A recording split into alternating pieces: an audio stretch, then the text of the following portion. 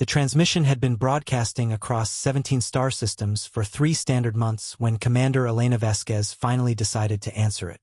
The message was simple, almost childlike in its desperation. Help us. Please. We are dying. Most of the galaxy had dismissed it as a hoax or, worse, a trap.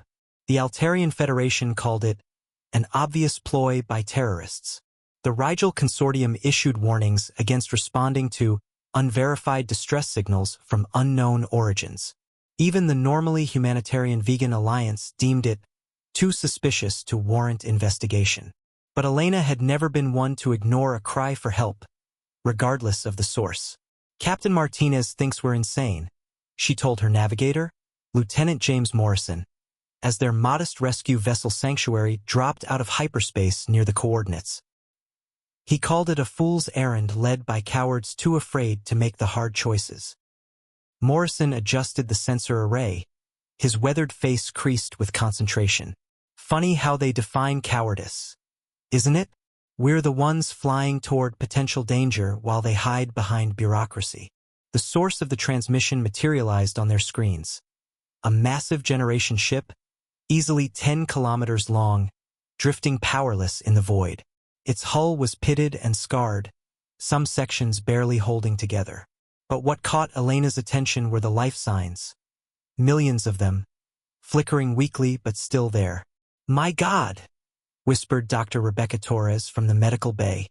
"How long have they been out here?" The answer came when they managed to establish contact. The face that appeared on their communication screen was gaunt, eyes sunken with exhaustion, but undeniably human. Or at least it had been once. "I am Keeper Nathaniel of the Exodus," the figure said, his voice carrying across space with static-laden clarity. "We have been traveling for 400 years, searching for a home after our world died. Our ship is failing. Our people are." He paused, and Elena saw something she recognized. The look of someone carrying an unbearable burden. "We have changed, evolved, adapted to the void in ways that make us no longer purely human. The other worlds, they see us as abominations, as threats." Elena studied the transmission data. The Exodus had indeed been in space for centuries, its inhabitants slowly adapting to zero gravity, radiation, and artificial environments.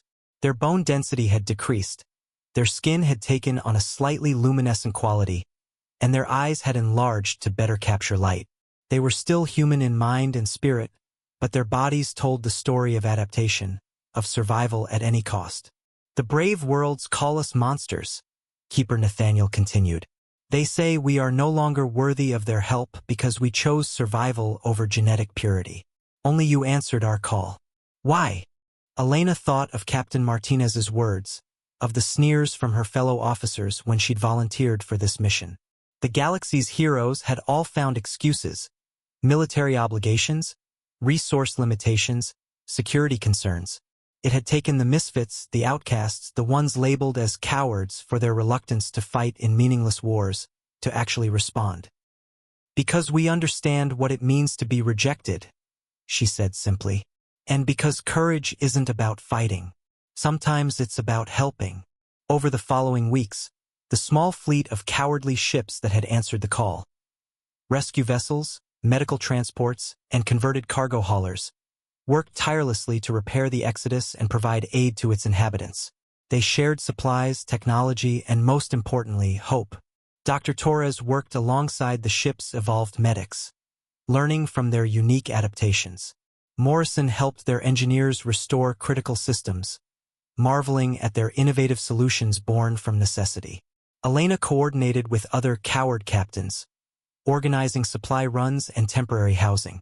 When the Exodus finally reached the sanctuary world of Haven, a planet colonized by other outcasts and refugees, Keeper Nathaniel made one final transmission to Elena.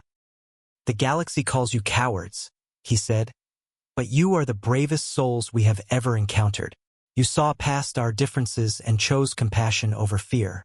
That is not cowardice. That is humanity at its finest." As Elena watched the massive ship descend toward its new home, she smiled. Let the galaxy keep its definition of courage. She preferred their own, the strength to help when no one else will.